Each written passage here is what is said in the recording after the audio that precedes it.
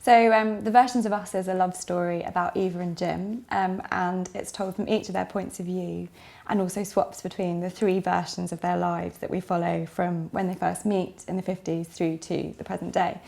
It did take a fair amount of planning. I had to sit down and think quite carefully, not only about who Eva and Jim are, but about how each version of their lives, both together and apart, would play out and how they would complement each other, be distinct enough for readers to follow and know which version they're in, but similar enough that we felt that they were essentially the same people in each life story, in each narrative.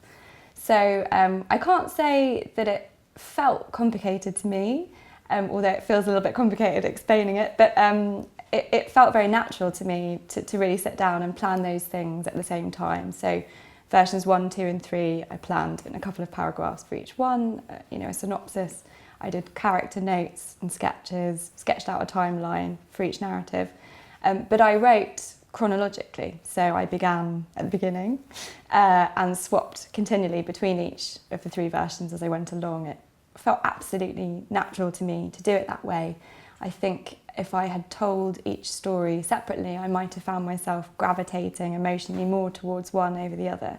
Whereas plaiting the three together, I didn't allow myself any leeway to be more involved with one story over the other. So although it seemed like a complex project when I started it, it immediately just became quite instinctive and natural. I wanted each section to complement the one that had gone before and to lead naturally into the one that followed. So it was really like plaiting something.